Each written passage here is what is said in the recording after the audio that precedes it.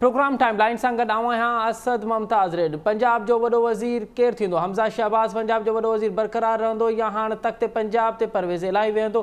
Supreme court इन हवाले सां पंहिंजो फ़ैसिलो थोरी देरि में ॿुधाईंदी। जुमे वारे ॾींहुं जॾहिं पंजाब जे CM जे लाइ चूंड थी त हमज़ा शहबाज़ खे 179 वोट मिलिया हुआ ऐं परवेज़ इलाही खे 186 वोट मिलिया। पोइ डिप्टी स्पीकर चौधरी शुजात जे ख़त जो हवालो ॾींदे पंजाब में काफ लीग जे 10 मेंबरनि जा जेके वोट आहे उन ते पंहिंजी रूलिंग ॾिनी। उन जे ख़िलाफ़ कल्ह छंछरु वारे ॾींहुं PTI ऐं परवेज़ इलाही सुप्रीम कोर्ट में विया। छंछरु वारे ॾींहुं सुप्रीम कोर्ट उन हवाले सां सूमर वारे ॾींहुं ताईं हमज़ा शहबाज़ खे ट्रस्टी वज़ीर आला चई रखियो त असां सूमर जे ॾींहुं फ़ैसिलो कंदासीं। अॼु PDM जेके पार्टियूं आहिनि, PDM जी जेका क़यादत आहे, उन सुप्रीम कोर्ट जी हिन बेंच ते 3 रुकनी बेंच ते एतिराज़ वाराईंदे फुल कोर्ट जो जेको आहे उहो मुतालबो कयो आहे। हाणे इहो हिकु फुल कोर्ट जो मुतालबो आहे, इहो छो पियो थिए? ऐं जेकॾहिं अगरि हीउ फ़ैसिलो हमज़ा शहबाज़ जे ख़िलाफ़ थो वञे त पोइ नून लीग जी हिकमत अमली कहिड़ी हूंदी? PDM जी जेके पार्टियूं आहिनि उन जी हिकमत अमली कहिड़ी हूंदी? प्रोग्राम जे हिन में ते ई ॻाल्हाईंदासीं। हिन असांखे प्रोग्राम में जॉइन कयो आहे मुस्लिम लीग नून जो इंतहाई सीनियर अॻवान जनाब सिद्दीक़ुल फारूक साहब। सिद्दीक़ुल फारूक साहब, प्रोग्राम में खुश आमदीद। जी असद मुमताज़ साहब, बहुत शुक्रिया। सिद्दीक़ुल फारूक साहब, सबसे पहले तो ये बताइए कि आपको एतराज़ क्या है, क्यों एतराज़ है आपको चीफ जस्टिस की 3 रुकनी बेंच पर? हमें एतराज़ ये है कि नवाज शरीफ साहब से लेके आज तक जहां भी मुस्लिम लीग नून का केस होता है, जी सर, मौजूदा चीफ जस्टिस साहब और जस्टिस एजाजुल एहसन साहब उसमें मौजूद होते हैं। ये पहले भी फैसले दे चुके हैं जी सर। और नवाज शरीफ साहब के फैसले के खिलाफ ये निगरान जज भी थे। जी सर। तो सारी जो नीचे वाली अदालतें हैं उनका इख्तियार ले लिया गया था और उनको मतलब है जबरदस्ती करके एक खास मुद्दत के अंदर फैसला करने पर फैसला किया गया। उस पर पाकिस्तान ही नहीं, पाकिस्तान से बाहर भी लोगों ने दांतों में उंगलियां रख ली कि अच्छा, इस तरह के भी फैसले सुप्रीम कोर्ट और उसके जजेस दे सकते हैं कि कहाँ से पानामा चला और कहाँ आपने, जिसमें उनका नाम भी नहीं है, कहाँ अकामा निकाल दिया और अकामे के भी जो तशरीह की वो भी जो तनख्वाह वसूल नहीं की थी उसकी बुनियाद पर डिस्क्वालीफाई किया। तो ये सारी बातें ये। दूसरी बात ये है कि इन्हीं जजेस ने, जी सर, इन्हीं मौजूदा चीफ जस्टिस साहब ने जस्टिस काजी फायज ईसा को मना कर दिया उस वक्त के वजीर आजम इमरान खान के खिलाफ केस सुनने से। क्या आप नहीं सुन सकते इमरान खान के खिलाफ केस? क्यों जी? वो जज नहीं है। लेकिन आपने शायद इस वजह से किया कि आपके ख्याल में, आपके नजदीक वो बायस रखते थे इमरान खान के खिलाफ। तो हम भी तो यही कहते हैं कि आपका बायस है।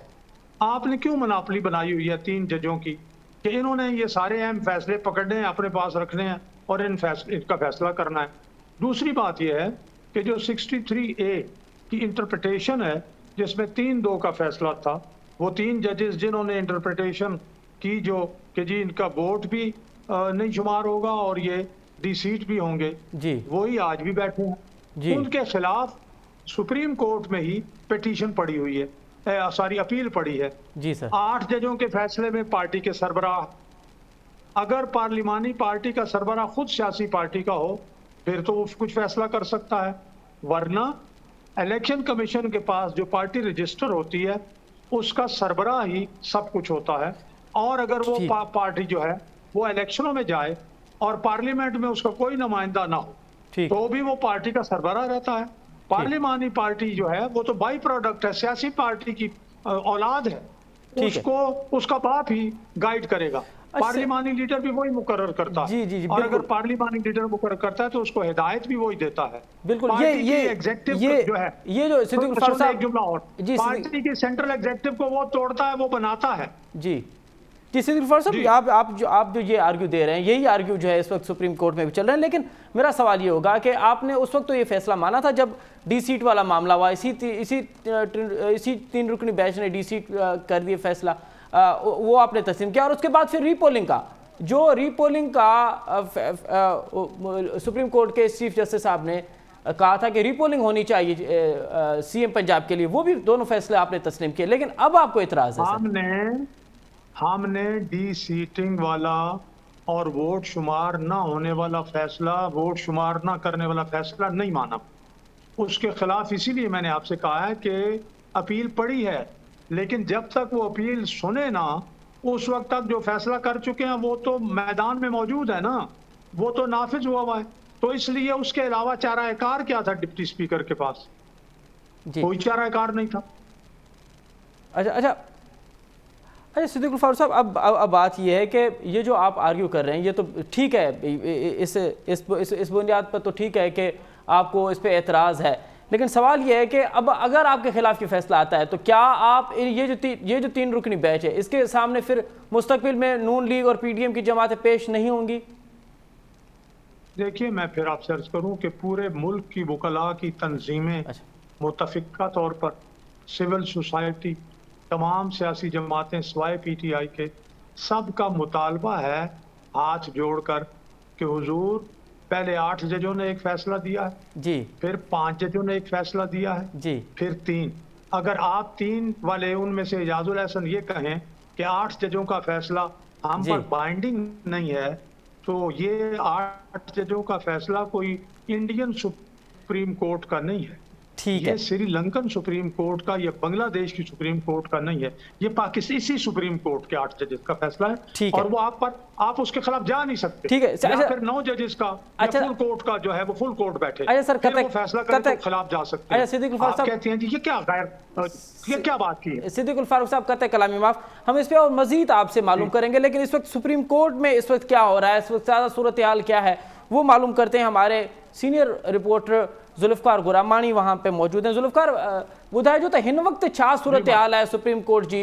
सुप्रीम कोर्ट में छा ही जो महफूज़ थियल फ़ैसिलो आहे उन जा अॼु कोई ॾींहं ते ॿुधाइण जा इम्कान आहिनि, या कुझु मामिलो अञा वधंदे अञा सुभाणे या उन खां पोइ बाद में वधंदड़ सूरत हाल मूंखे नज़र पई अचे?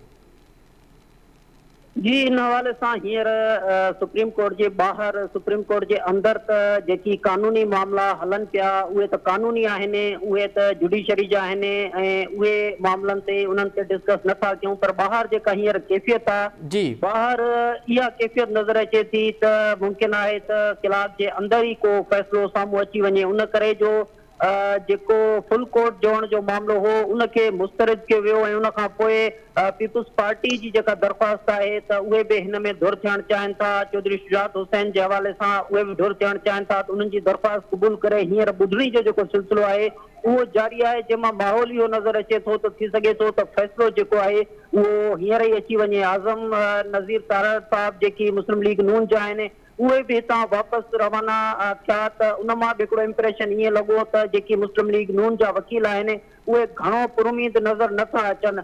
पर वरी ॿियो मामिलो इहो नज़र अचे पियो त जेकी चीफ जस्टिस साहब जॾहिं दरख़्वास्त मुस्तरद कई आहे फुल कोर्ट जी, त फुल कोर्ट जोड़ण जे हवाले सां इहे बि रिमार्क साम्हूं आया आहिनि त हिन मामले जे अंदरि ही केस हलायूं था ऐं 3 जेके जज जेके हींअर ॿुधनि पिया। जुल्फकार, इन जी थोरी वज़ाहत कजो, छा चीफ जस्टिस जेका फुल कोर्ट जी अपील हुई PDM जी जमातुनि जी, उहा अपील मुस्तरद कई आहे?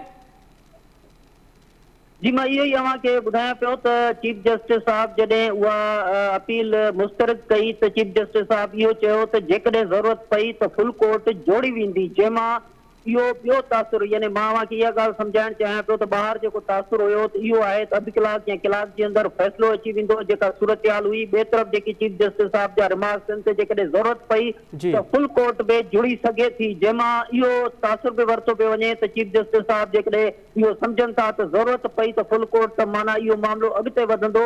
उन करे हिकिड़ी मुंझल सूरत हाल आहे जेका हिते हींअर नज़र अचे थी। पर कानूनी तौर ते जेके दलील आहिनि इरफान कादिर साहब जा या हमज़ा शहबाज शरीफ साहब जे वकील जा, उहे अॼु असां जेके ॿुधाइनि त उन में सूरत हाल बदस्तूर उहा ई आहे त हमज़ा शहबाज जी जेका वॾ विज़ारत आहे उहा ख़तरे में नज़र अचे थी। अच्छा, अव्हांखे हमज़ा शहबाज जी जेका वॾ विज़ारत आहे उहा ख़तरे में नज़र अचे पई।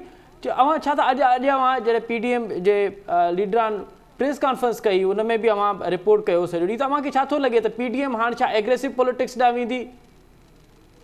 ॾिसो, PDM या तव्हां हुनखे सम्झो त मरियम नवाज़ साहिबा या मौलाना साहब या बिलावल साहब जेका चिटी ॻाल्हि कई, उन्हनि चयो त जेकॾहिं 3 जज फ़ैसिलो कंदा त 3 जजनि खे उहो अख़्तियार ई न आहे त फ़ैसिलो कनि जेसि ताईं फुल कोर्ट न जुड़ंदी, त उनखे तस्लीम न कयो वेंदो ऐं उन खां बाद में हिते बि चयो वियो त जेकॾहिं आज़म नज़ीर तारड़ साहब ऐं ॿियनि जे तरफ़ां त जेकॾहिं फुल कोर्ट न जुड़ी त वधीक उन ते दलील बि न ॾिना वेंदा, अहिड़े क़िस्म जी सूरत हाल बि साम्हूं आई। त हींअर जॾहिं फुल कोर्ट जो मामिलो मुस्तरद थियो आहे, दरख़्वास्त मुस्तरद थी आहे, त यकीनन टिनि जज साहिबान खे ई फ़ैसिलो करणो आहे ऐं उन हवाले सां हींअर बि असांजा ज़रिया चवनि था त वज़ीर आज़म हाउस में इन हवाले सां मुलाक़ात या मीटिंग जो सिलसिलो बि जारी आहे। त ॿिन्ही तरफ़नि खां जेका सूरत हाल आहे त उहा इहा आहे त जेकॾहिं हमज़ा शहबाज शरीफ़ साहिब वज़ीर आला नथा रहनि त पोइ जी सूरत हाल छा थींदी, इन ते हुकूमत गौर वीचार करे पई। पर ज़हनी तौर ते जेका सूरत हाल नज़र अचे थी त हुकूमत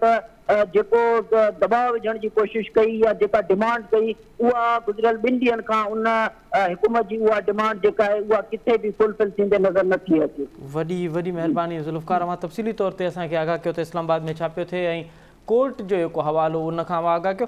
अच्छा सिद्दीक़ फारूक साहब, अब फुल कोर्ट वाला जो आपकी जो अपील थी वो तो मुस्तरद हो चुकी है, अब क्या ऑप्शंस आपके पास बचते हैं पंजाब पे अपनी जो सियासी गिरफ्त है वो मजबूत करने में? क्या गवर्नर राज का भी सोच रही है नून लीग? देखिए जी, फुल कोर्ट की उन्होंने बड़े तरीके से जो मुस्तरद की है दरख्वास्त, जी तो इसको तो ये तो काबिल कबूल फैसला नहीं है। फिर वही बात होगी, मुझे नहीं मालूम इस वक्त वकला कैसे आगे बढ़ रहे हैं, मेरे लीडरों ने क्या फैसला करना है। मुझसे अगर पूछेंगे तो मैं तो ये कहूँगा कि वो ही जज जिन पर हमारा इल्ज़ाम है, और ये हकीकत है, इल्ज़ाम नहीं है हकीकत है, कि आपने हमारे खिलाफ पहले नवाज शरीफ साहब के खिलाफ फैसले में आप मौजूद थे, फिर दूसरे फैसले में मौजूद थे, फिर अभी 5-2-3 से फैसला हुआ उसमें आपने जनाब अली फैसला दिया, फिर आप ही इधर बैठ गए हो। तो ये क्या है मतलब है, मैंने जैसे कहा था कि आपको कहीं से कोई वही आई है कि आपने ये फैसले करने, आप बजट क्यों है, दूसरे जजेस पर क्यों नहीं इसको भेजते, फुल कोर्ट में क्यों नहीं करते, 8 जजेस का फैसला पहले आया, 9 जज क्यों नहीं बना देते, उनके सामने पेश करें ना जी। ये मानने वाली बात नहीं है, थोप दिया जाए जबरदस्ती वो अलग बात है, लेकिन मैं समझता हूँ कि हमारा ज़मीर इसको नहीं कबूल करता। अरे सिद्दीक फारूक हमारे साहब, कोई दलाइल नहीं है जो हमें समझा सके कि ये मान लो, कोई ऐसी दलील नहीं। जी सिद्दीक फारूक साहब, आज चीफ जस्टिस ने ये भी हवाला दिया, जो ये उन्होंने रिमार्क्स दिए कि हमने 5 जजेस के साथ एक मुंतखब वजीर आज़म को घर भेज दिया। उस वक्त तो आप लोगों ने मिठाई बांटी थी, अब आप दूसरी बातें कर रहे हैं, तो उस वक्त को जी चीफ जस्टिस को ये दलील देनी ही नहीं चाहिए। सुओ मोटो उन्होंने खुद एक्शन लिया। उस वक्त का वजीर आजम या इमरान खान आइन को पामाल कर रहा था। आइन का तहफ़्फ़ुज़ अदलिया की जिम्मेदारी है। हमने आइन के तहफ़्फ़ुज़ पर खुशी का इजहार किया। आइन री राइट करने पर हम कैसे खुशी का इजहार करें? जो आइन में है नहीं वो अगर आप लिखें उसको हम कैसे माने? ये दोनों बातें अलग हैं। अच्छा, तो आज चीफ जस्टिस साहब ने यह भी कहा कि ये जो केस है ये इतनी बड़ी अहमियत का नहीं है, हमारे ऊपर 40,000 केसेस का बोझ है, हमने वो कम करना है। तो आप नहीं समझते कि जब फुल कोर्ट बनता है तो फिर दीगर जो केसेस हैं वो रुक जाते हैं? फुल कोर्ट बनता है तो दीगर चीजें, आप तो सुबह शाम सियासी फैसले आप ही 3 जजेस कर रहे हैं ना। फुल कोर्ट बनेगा तो कुछ ज्यादा लंबी बात नहीं है। फुल कोर्ट का एक टाइम हो जाना चाहिए, वो 3 घंटे के लिए सुन ले, बाकी टाइम आप दें। अब तक आप सुन रहे हैं तो 3 घंटे वो सुन ले, 2-4 दिन 5 दिन ये मामला सुन ले, बाकी केसेस करे। ये मुल्क की मामला है, ये आइन का मामला है, ये कोई एक सिर्फ इंडिविजुअल का मामला नहीं है, ये कोई दलील नहीं है। काजी फायज ईसा के खिलाफ जब आपने मामला किया, फुल कोर्ट बैठा, सुनता रहा। तो ये आपकी जिम्मेदारी यही है कि इस वक्त जो इबाम आपके फैसले ने पैदा किया है उसको हल करने के लिए फुल कोर्ट को बैठना चाहिए। सिद्दीक फारूक साहब, आप नहीं समझते कि अब पंजाब का जो क्राइसिस है वो हमें ख़त्म होते हुए नज़र नहीं आ रहा? पहले 3 महीने तक मुसलसल जो हमजा शहबाज की हुकूमत रही है उसमें एक भी दिन ऐसा नहीं आया जब हमें नज़र आया हो कि हुकूमत जो है बड़े आसान तरीके से हुकूमत कर रही है। और अब अगर फैसला आपके खिलाफ आता है तो फिर भी यही सूरत हाल रहेगी। तो फिर आपके पास आप सीनियर सियासतदान हैं, आपके पास हल क्या है? जब हमजा शहबाज वज़ीर आला मुंतखब होते हैं तो इनकार हो जाता है कि हम हल्फ नहीं लेंगे। जब गवर्नर तब्दील किया जाता है वो उसकी नोटिफिकेशन नहीं की जाती कि हम नहीं मानेंगे, फलां फैसला नहीं मानेंगे। तो ये तो वो सदर मुमलिकत जो symbol of unity of the nation है, जो कॉन्स्टिट्यूशन का कस्टोडियन है, जो मुसल्लह अफवाज का सुप्रीम कमांडर है, वो पार्टी बन के एक वर्कर की तरह से फैसले करने शुरू कर देगा तो फिर वो तो तकलीफ होगी। इमरान खान अगर आइन तोड़े और उसको एडवाइस भेजे तो उससे पहले कि वो हज पहुंचे वो जनाबे लिए एडवाइस मंजूर कर ले, और हम आइन के मुताबिक एडवाइस भेजें तो वो मंजूर ना करे।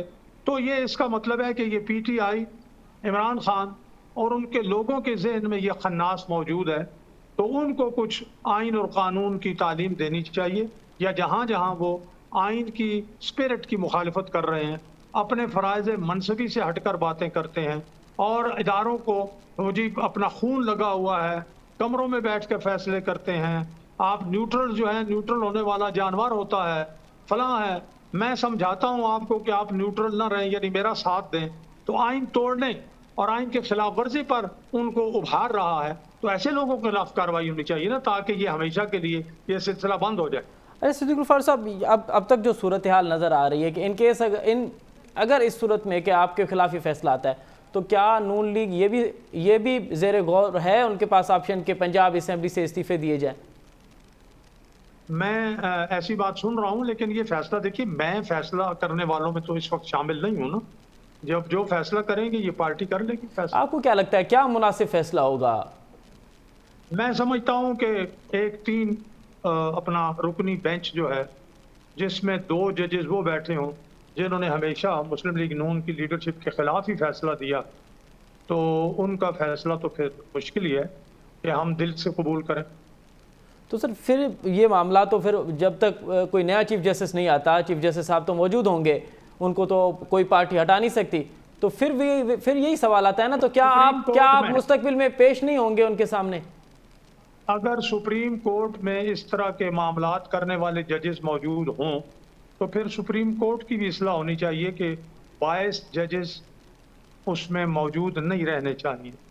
मतलब है उन लोगों का जिनका परवेज मुशर्रफ के दिनों से एक ताल्लुक हो, वो लोग जो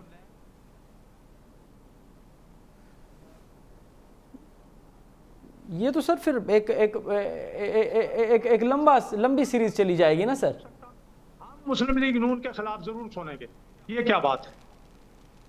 बहुत बहुत बहुत शुक्रिया सिद्दीक गुलफार साहब, आपने बड़ा तफसीली तौर पे अपनी पार्टी का आने वाले दिनों में उनका जो लाए अमल है उससे हमें आगाह किया। नाज़रीन, हमारा तफसीली तौर पे सिद्दीकुल फारूक साहब जो मौक़िफ़ ॿुधो, नून लीग जो मौक़िफ़ ॿुधो, नून लीग जो मौक़िफ़ आहे त हीअ का बैच आहे उन ते असांखे एतिराज़ आहिनि, छाकाणि त माज़ी में जेके फ़ैसिला रहिया आहिनि मुस्लिम लीग नून जी क़यादत मुस्लिम लीग नून जे ख़िलाफ़ उन में इहे शामिल रहिया आहिनि, तंहिं करे असांखे एतिराज़ आहे। ऐं इहो हिकिड़ो इख़लाक़ी जवाज़ बि आहे त जॾहिं कोई पिटिशनर कंहिं जज ते अदम एतमाद जो इज़हार करे थो पियो त पोइ उन जी पोज़ीशन कहिड़ी हुजणु घुरिजे। इहो हिकिड़ो कानूनी मामिलो आहे, इन ते ॻाल्हाईंदासूं। ऐं वहाँ ज़ुल्फ़िकार गुरामाणी जी बि तफ़सील ॻाल्हि ॿुधी त लॻे ईअं थो पियो, इस्लामाबाद में माहौल ईअं थो लॻे त कुझु मिंटनि में यानी कलाक अध में इहो फ़ैसिलो अचिणो आहे। ऐं सुप्रीम कोर्ट जे चीफ जस्टिस यानी हीअ हिकु टे रुकनी आहे, उनखे जेको प्रिज़ाइड पियो करे चीफ जस्टिस साहिबु, उन PDM जी जेका अॼु दरख़्वास्त हुई त फुल कोर्ट जेका आहे उहा इनखे इन जी ॿुधणी करे हिन केस जी उहा उन ॿुधणी खां इनकार करे छॾियो आहे। ऐं चीफ जस्टिस पंहिंजे रिमार्क्स में इहो बि चयो त उहो त पोइ ॾिठो वेंदो, अगरि ज़रूरत पई त पोइ असां फुल कोर्ट ठाहींदासीं। ऐं थी सघे थो इहो मामिलो वञी सेप्टेंबर में बीहे।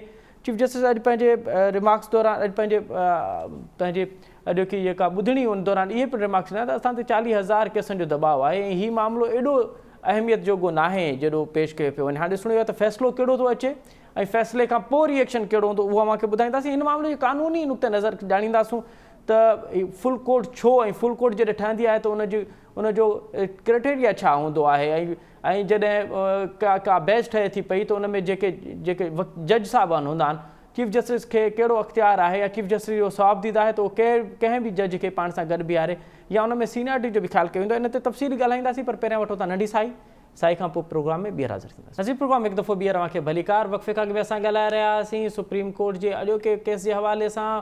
परवेज़ इलाही ऐं PTI पंजाब असेंबली जो डिप्टी स्पीकर है उनजी रूलिंग खिलाफ़ सुप्रीम कोर्ट में केस इहा पिटीशन विधी हुई तो सुप्रीम पंजाब जे डिप्टी स्पीकर जी रूलिंग है उहा खिलाफ़ है। एक 10 वोटन जो मामलो हुयो पंजाब जे CM थियण जी चूंड में। हाँ ये को मामलो है इन जी कानूनी नुक़्ते नज़र छा है, फुल बैच जो मतलब छा होंदो है ऐं ही बैच कम पे करे, अगर इन ते को पिटिशनर एतराज़ तो करे तो पोइ उनजो आइनी ऐं कानूनी हल छा आहे इन मामले ते ॻाल्हाईंदासीं। असांखे प्रोग्राम में ज्वाइन कयो आहे मुल्क जो नाले वारो कानूनदान ऐं अॻूणो सिंध जो अॻूणो एडवोकेट जनरल जनाब यूसुफ लगारी साहब।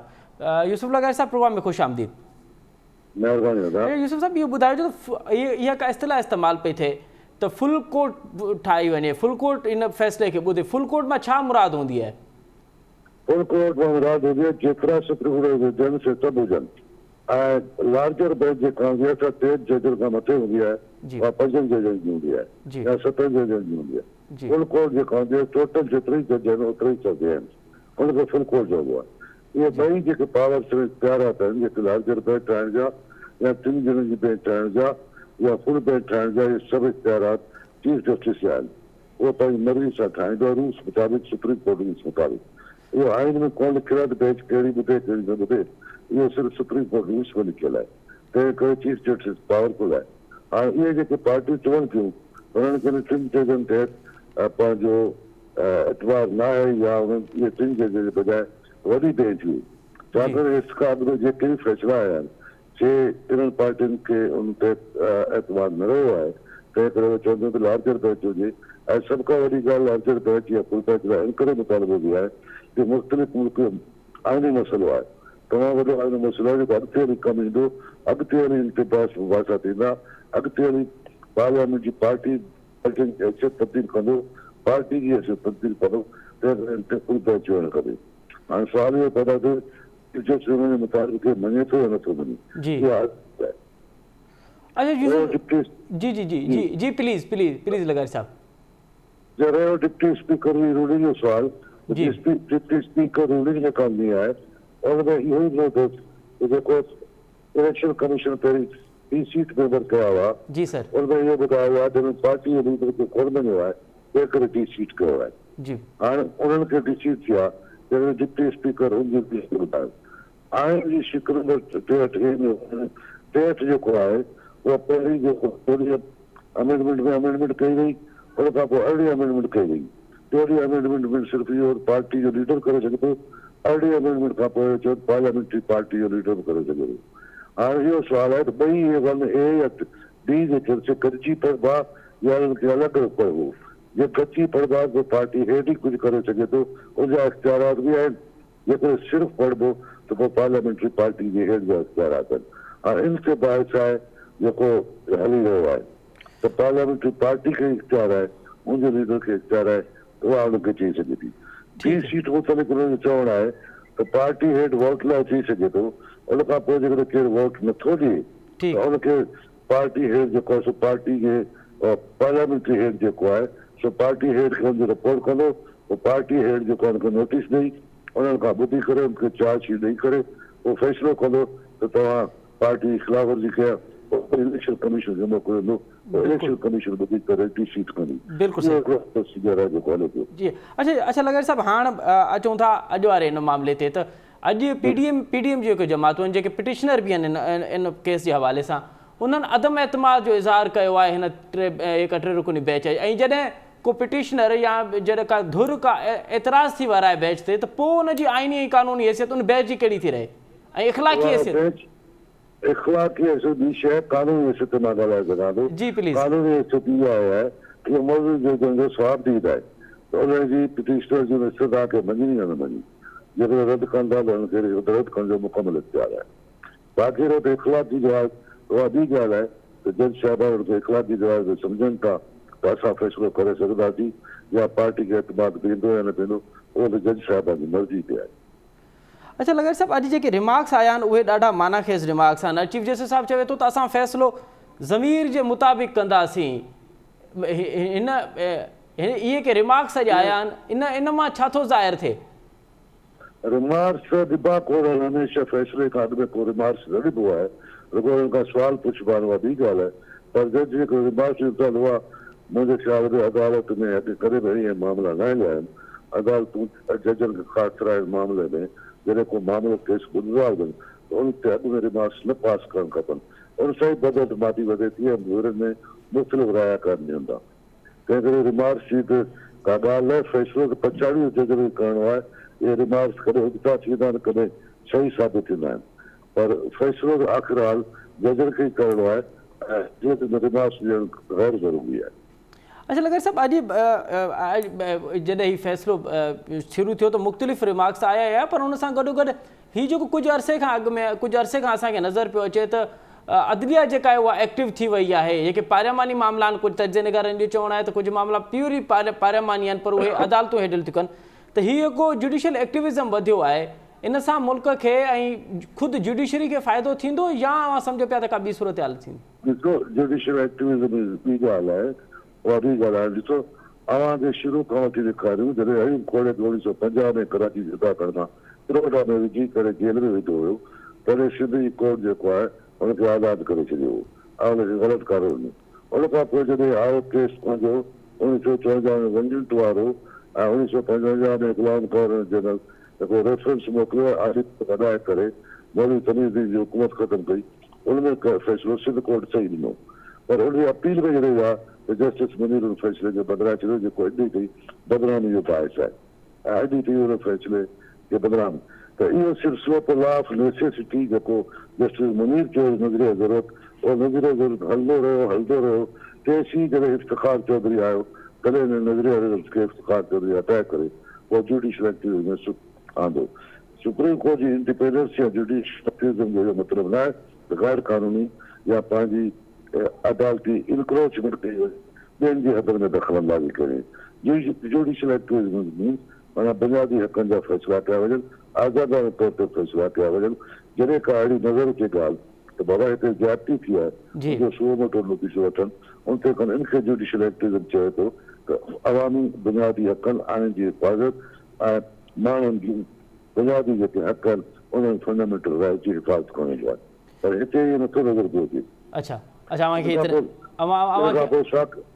उन खां पोइ ॾिसो छा रहियो उनजी डेम जी ॻाल्हि कई इहो को जुडिशियल एक्टिविज़म न आहे इहो इंक्रोचमेंट आहे कंहिंजे हथनि ते फंड कॾहिं पियो करे उन खां पोइ हिकु पियो करे या जवाब ख्वाजा आयो बिना पुछे ॿियनि ॿोलियुनि खे छॾे करे ॿोली ठाहे उर्दू खे हिकिड़े आख़िरी ॾींहं में 1.5 पन्ने जी जजमेंट लिखी हलियो वियो या गुलज़ार साहब आयो ते अची पंहिंजो रुगो सिंध जो लोकल गवर्नमेंट एक्ट खे ख़तमु करे हलियो वियो या इहे जुडिशियल एक्टिविज़म न आहिनि या नेशनल टावर खे ढाहे छॾे ॿियो कुझु संभलित थो हुजे ईअं त मसइलो कोन थो हल थिए न जुडिशियल एक्टिविज़म न आहे ऐं हिते माण्हुनि खे एतमाद घटि पियो थिए कोर्ट मां। ठीकु आहे। अच्छा लॻे साहिबु छाकाणि तव्हां सीनियर कानूनदान आहियो अवां सॼी उमिरि कोर्टनि में गुज़ारी आहे अव्हांखे छा थो लॻे त हीउ जेको मामिलो आहे जेको अॼु सुप्रीम कोर्ट में ॿुधणी हले थी पई अव्हांखे लॻे थो पियो इहो मामिलो एॾो ई अहम आहे जो इन ते फुल कोर्ट ठाहिणु घुरिजे छाकाणि त 10 खां वधीक जेके अॻूणा सुप्रीम कोर्ट बार जा सदर हुया उन्हनि पिणु इन हवाले सां दरख़्वास्त ॾिनी मां सदर जी दरख़्वास्त जो सुवाल विधो आहे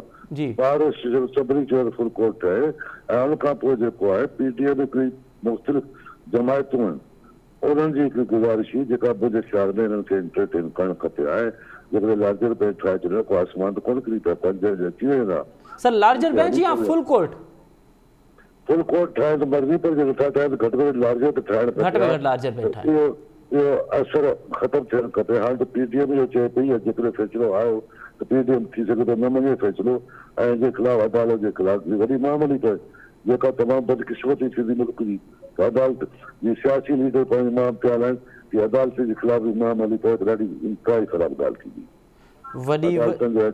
अदालत जो एतिराम हुअणु घुरिजे।